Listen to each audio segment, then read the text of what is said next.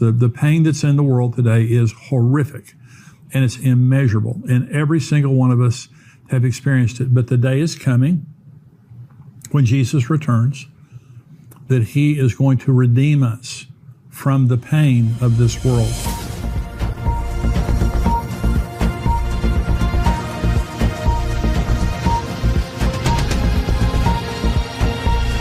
Today I'm teaching again from my new book, Look Up, Awaiting the Rapture and Our Final Redemption. This is it right here. And we're talking about, just the excitement we should feel when we see the things happening in the world today, because Jesus is about to come. And I'm talking in detail about another dimension of why we should be looking up and expecting the rapture and our final redemption.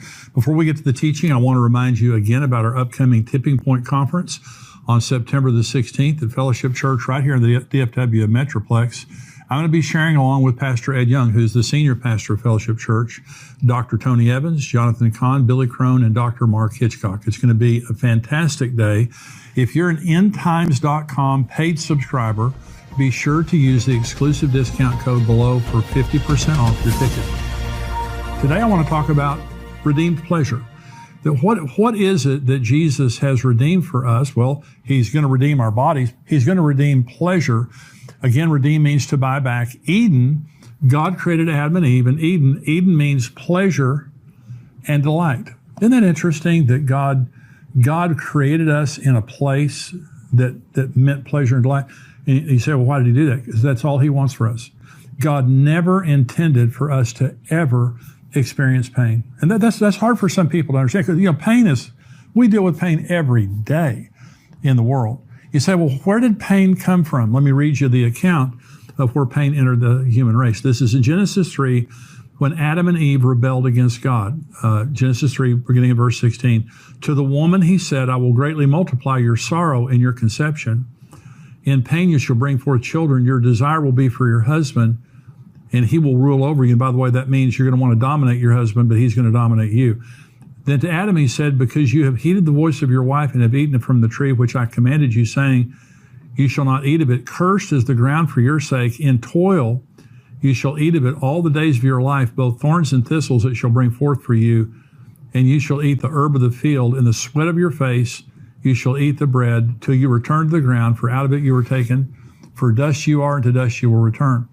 It would be absolutely impossible to measure the pain that the human race has experienced since that day that God cursed Adam and Eve. And he cursed them because of their rebellion. And they thought that they could eat the fruit of the tree of the knowledge of good and evil without consequences. And the consequences have been horrific. The wages of sin is death. Not will be, not were, is death. Satan is the wonderful advertiser of sin, but he doesn't tell you about the death that follows. And he didn't tell Adam and Eve, and they didn't take God's warning.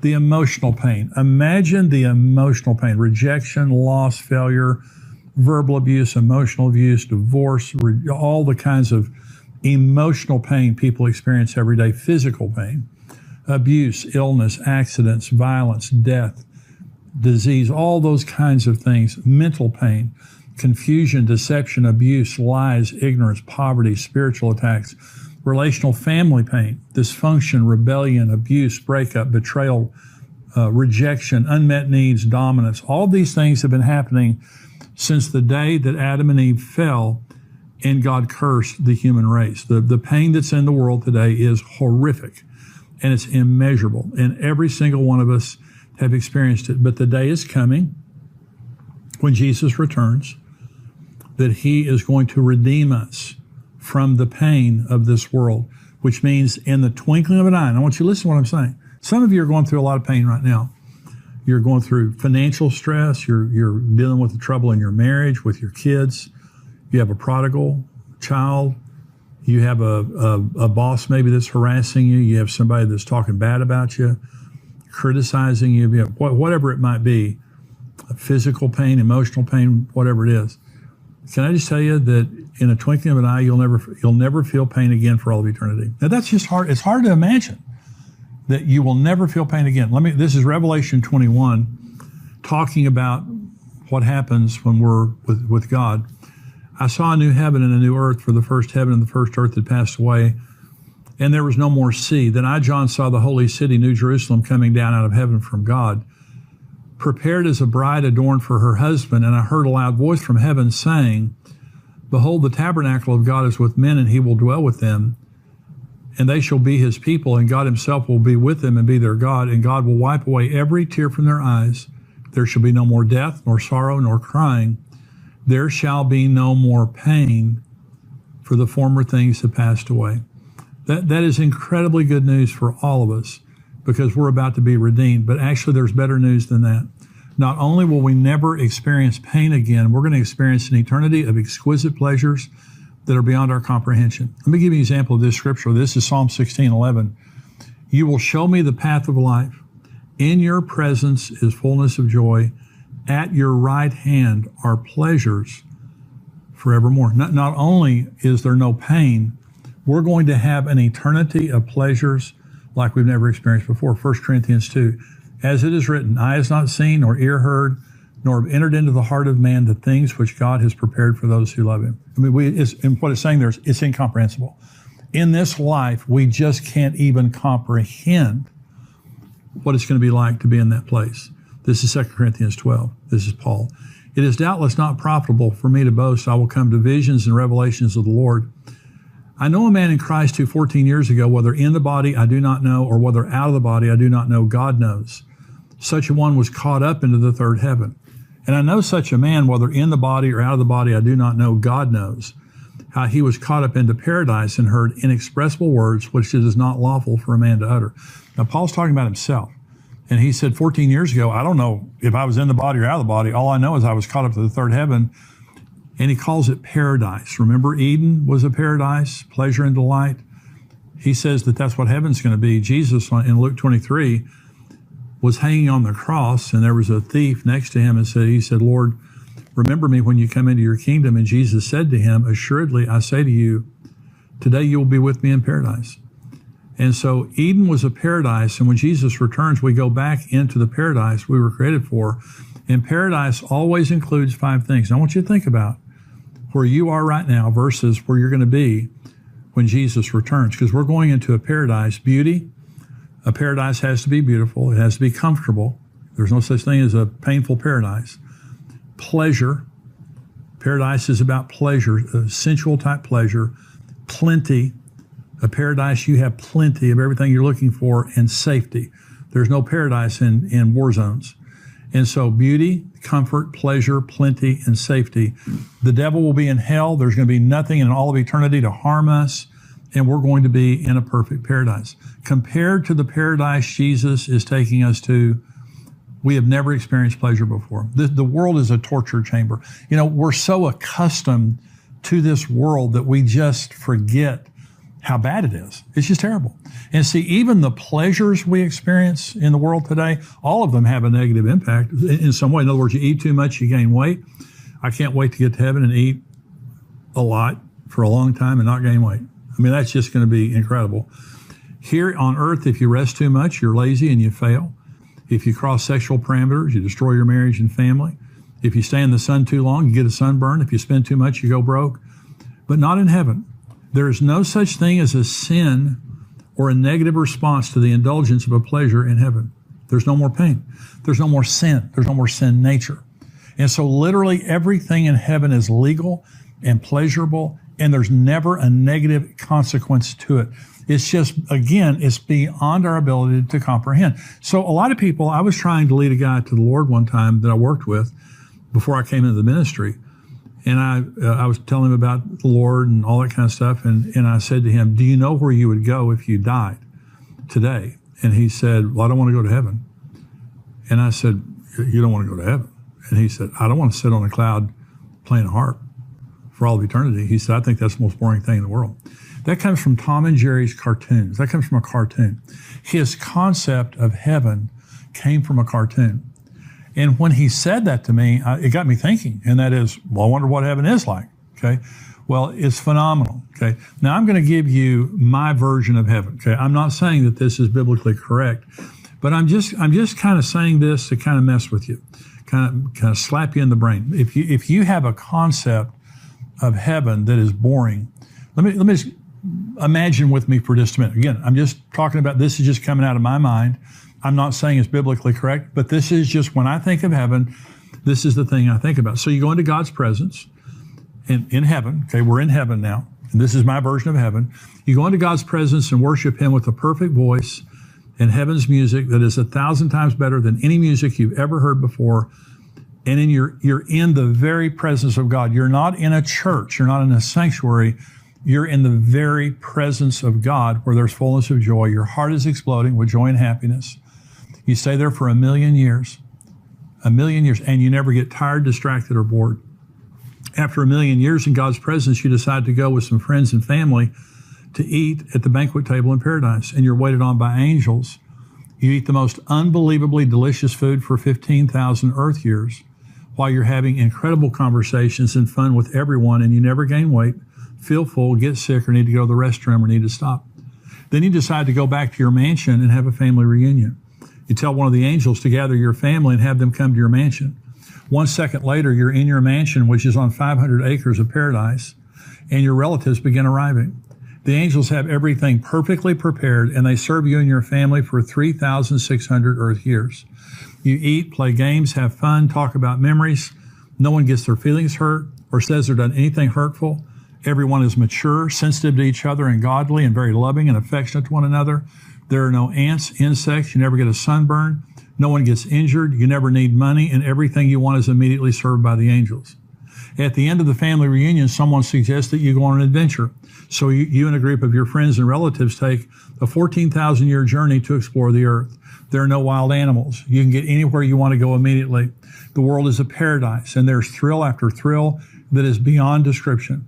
You can climb to the highest mountain without getting fatigued. You can swim in and under the water for 100 years and never tire, and there are no sharks or dangerous animals. There are no deserts or bad places on the earth. There's no place where any bad thing has ever happened. It's a new earth. The old earth of sin and corruption is gone. At the end of your adventure on the earth, everyone is thrilled and excited. Someone says they were exploring the universe with a group of friends recently, and they found a galaxy 300 million light years away that was really cool. So you all agree to go, and 1 second later, you're there. For the next 30,000 years, you explore that galaxy and its stars together as you share great experiences and see things that are beyond description. Everything you see is different from anything you've ever seen before. It is extremely fun and interesting. After this, you decide to go back home and visit the Hall of Pavilions, where you meet all the heroes of the Bible. All the original 12 disciples, not Judas, but the new one, Matthias, have their own pavilions, as well as the Apostle Paul, Mary, the mother of Jesus, King David, Daniel, Esther, and all the other Bible characters. In each pavilion, you personally meet each character and spend time talking with them and getting to know them. Also, in each of their pavilions, there's a 3D movie of what actually took place in their areas of the Bible. In Noah's pavilion, you get to watch when he built the ark, as well as the flood. In Elijah's pavilion, you watch him as he defeated the prophets of Baal. You get to watch King David in his pavilion defeating Goliath. In Mary's pavilion, you get to watch the birth of Jesus and his childhood. You also get to watch his miracles in ministry. You stay in the Hall of Pavilions for 40,000 years. After this, you have a strong desire to be in God's presence and worship him. So 1 second later, you're all in God's presence. As you're worshiping God, he looks at you and smiles. Just then you realize that an angel has you by the hand leading you toward God's throne. Suddenly you find yourself face to face with God, and for 100 years he personally loves you and gives you affection as he speaks words of affirmation to you. When you are finished, you return to your place and worship him for 7 million more years with a perfect voice, and you never get tired or distracted. And then some friends ask you to go and eat at heaven's banquet table, and so on, and so on, and so on. See, all I'm saying is, I like my heaven. I like my version of heaven. That may not be exactly correct, but when I think of heaven, I get so excited. I just think it's going to be the most interesting place, the most phenomenal place. It's going to be so far beyond anything that I just said. But again, 1 Corinthians 2, eye has not seen, nor ear heard, nor has entered into the heart of man the things which God has prepared for those who love him. But there are people who have died and actually gone to heaven. One of the most credible reports of someone dying and coming back was a man named Don Piper. He wrote a book called 90 Minutes of Heaven. It was a true story of life and death. This is a documented account of a man who died for 90 minutes and came back to life. And he went to heaven. And he wrote about this experience in his book, 90 Minutes in Heaven. This is an excerpt from his book. And here's what he says. Everything I experienced was like a first-class buffet for the senses. I had never felt such powerful embraces or feasted my eyes on such beauty. Heaven's light and texture defy earthly eyes or explanation. Warm, radiant light engulfed me. As I looked around, I could hardly grasp the vivid, dazzling colors. Every hue and tone surpassed anything I'd ever seen. With all the heightened awareness of my senses, I felt as if I'd never seen, heard, or felt anything so real before. I don't recall that I tasted anything, yet I knew that if I had, that too would have been more glorious than anything I had eaten or drunk on the earth. The best way I can explain it is to say that I felt as if I were in another dimension. Never, even in my happiest moments, did I ever felt so fully alive. I stood speechless in front of the crowd of loved ones, still trying to take in everything. Over and over, I heard how overjoyed they were to see me and how excited they were to have me among them. I'm not sure if they actually said the words or not, but I knew that they had been waiting and expecting me, yet I also knew that in heaven there is no sense of time passing. And we're just a twinkling of an eye from experiencing that right there. Let me just answer a question very quickly, because as I talk about this, one of the things that I do in my book and try to do in these teachings is to answer some real questions that people have. And one of the questions that people have is, how could a loving God send people to hell? When you hear how phenomenal God is, then why would a loving God send people to hell? And let me answer this question in 3 parts. And this will help you to answer the question that maybe people would ask you. The number one part of this answer is the ultimate gift God has given us is free will. But with that gift, there's consequences. And God gave Adam and Eve a free will and told them if they ate the forbidden fruit, they would die, but they did it anyway. And the horrible consequences that we see right now on the earth, it is the result of the willed rebellion of human beings against God. You cannot have a free will without consequences. If you could, there'd be no meaning to life and no justice. Imagine just a minute there's no difference between a loving mother and a child abuser. See, if there is no hell, if there is no consequence for our choices, then a loving mother and a child abuser are the same. A murderer and a doctor are the same. A thief and a diligent worker are the same. A drunk and an Olympic athlete, no difference. An atheist and a missionary. A cynic and a believer. Adolf Hitler and Abraham are the same, sitting at heaven's table together, no difference. No consequences. No reward for Abraham, no consequence for Adolf Hitler. The Apostle Peter and Judas are the same. Osama bin Laden and SEAL Team 6 are the same. Abraham Lincoln and John Wilkes Booth are the same, and Martin Luther King and the Ku Klux Klan are the same. If you had a world free will without consequence, you would have a world of mass confusion, corruption, and violence 1,000 times worse than it is today. We have a free will, and with it, there are consequences. The suffering we see in the world today is partly because of the sin of Adam and Eve and the consequences of their fall, and partly because of all of our sins. And the only way to take it away is to take away our free will.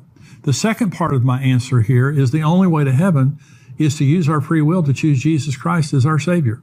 Revelation 3:20, Jesus said, "Behold, I stand at the door and knock. If anyone hears my voice and opens the door, I will come to him and dine with him and he with me." And so he's talking about the door of our hearts. He's knocking on the door of our hearts, and if we open the door, he's going to come in. Well, he's not going to kick the door down. He's not going to force himself on us. That's not the way he is. He makes himself real to everyone.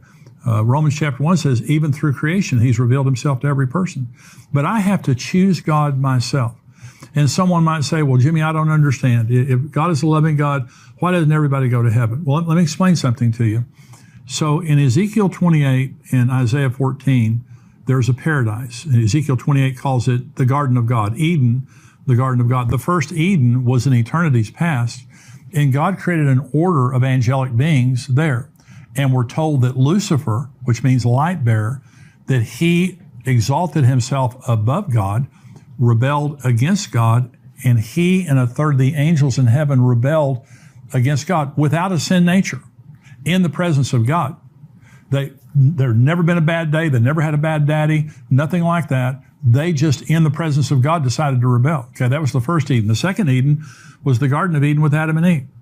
And God created 2 perfect people in a perfect paradise, and he lived with them, and everything he created was good except for one tree. Okay, there was one tree there because he had to give them an opportunity to use their free will against him, or their free will would have been a sham. Okay, there had to be an opportunity for them to use their free will. So he said, there it is right there. There's that tree of the knowledge of good and evil. Everything on the earth is under your authority, but that one tree, you can't eat of that tree. What do? They walked over and ate of that tree. Okay. Perfect people in the presence of God, without a sin nature, never a bad day, never a bad daddy. They had no bone to pick, but they rebelled against God. In other words, the first time in eternity's past, God created a perfect place with created beings. They rebelled against him for no reason. Then he created mankind in a perfect place. They rebelled against him for no reason. In the Father's house where we're going, the New Jerusalem, everyone there will choose it. See, God doesn't want this. Do you want to be in heaven and for there to be a rebellion that breaks out like there was on the first two Edens? No, I don't want to be there. And so for the next Eden, whoever goes there chose it. Why? It's because God doesn't want there to be people that don't want to be there, that end up rebelling against him again. He wants a group of family. It's all about family. We are God's family. We call him Father. He's not the flashing head like in the Wizard of Oz. He's a loving daddy.